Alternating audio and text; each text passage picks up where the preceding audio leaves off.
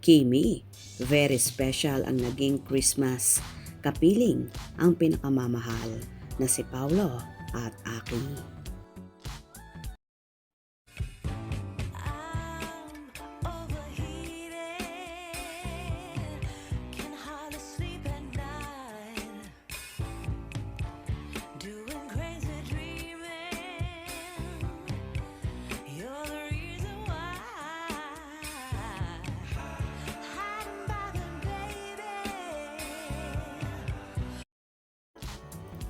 Tila, ito nga ang taong 2025 ang isa sa pinaka-memorable na Christmas celebration ng Queen of the Dance Floor at multimedia idol na si Kim Chiu.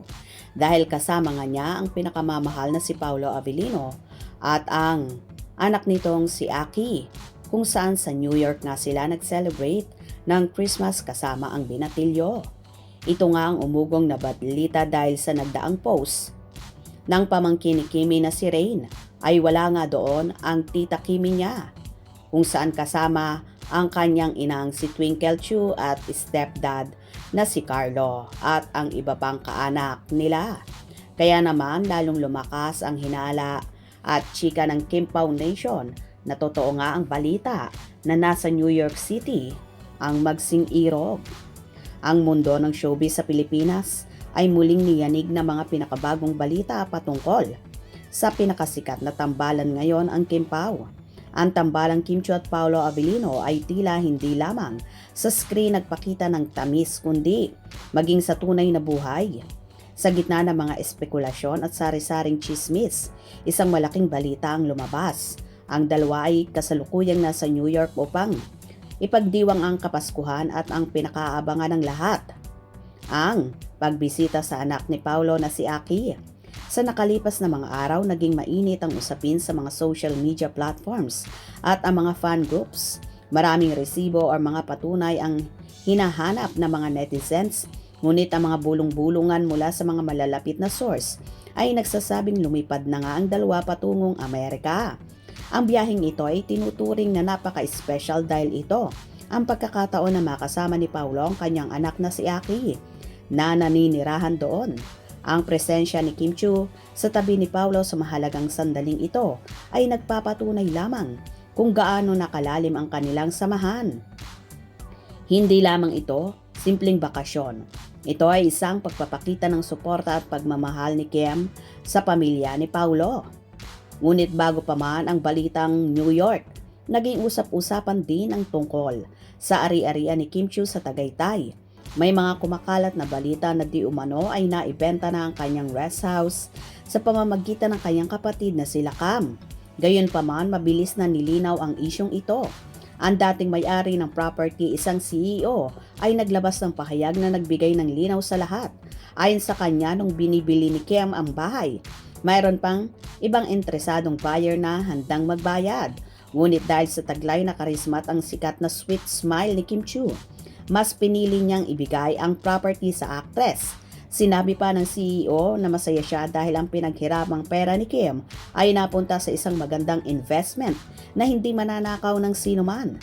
Ang kwentong ito ay nagpapakita ng sipag ni Kim at ang kanyang kakayahan na mag-ipon para sa kanyang kinabukasan. Hindi rin nakaligtas ang Kim Pao sa mga negatibong komento ng mga bashers.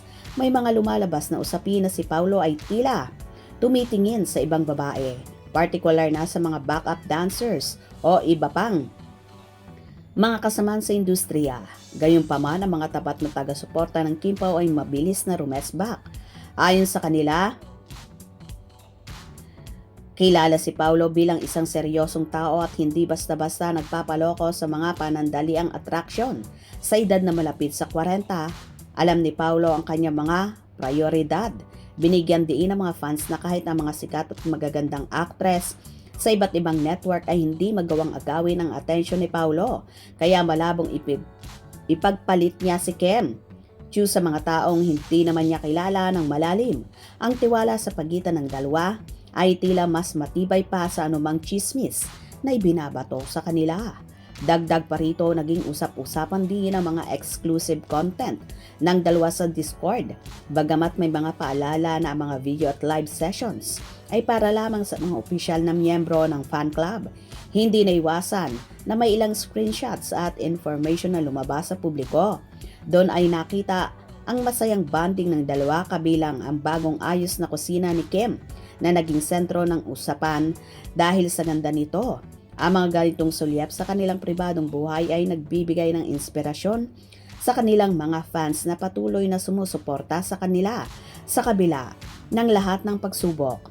Ang pagbisita sa New York ay isang malaking hakbang para sa Kim Pao para sa mga fans. Ito ang ultimate Christmas gift. Ang makita magkasama sina Kim, Paulo at Aki ay isang pangarap na nagkatotoo. Para sa mga sumusubaybay sa kanila mula po nung simula, ang pagtanggap ni Aki kay Kim ay isang mahalagang aspeto na nagpapakita na ang relasyon ng dalawa ay hindi lamang pang showbiz, kundi may malalim na pundasyon ng pagtanggap at pagkakaisa. Sa huli, ang kwento ng Kim Pao ay isang paalala sa mundo ng ingay at intriga. Ang katotohanan at pagmamahal pa rin ang mangingibabaw mula sa matamis na ngiti na nakakuha ng pangarap na bahay hanggat sa paglipad sa kabilang panig ng mundo para sa pamilya. Ipinapakita ni Kim at Paulo na sila ay handang harapin ang anumang hamon na magkasama. Ang kanilang paglalakbay sa New York ay hindi lamang isang pagtatapos ng taon, kundi isang bagong simula ng mas matibay at mas masayang yugto ng kanilang buhay. Isang maligayang Pasko para sa lahat ng mga nagmamahal sa Kim Pao at naway magpatuloy ang kanilang kaligayahan sa mga susunod pang panahon. Kaya naman, so happy talaga ang buong Kim Pao Nation kung may katotohanan na si Paulo at si Kim ay sa New York nag-celebrate ng Pasko para makasama si Aki. Hope you enjoyed. Please subscribe for more info.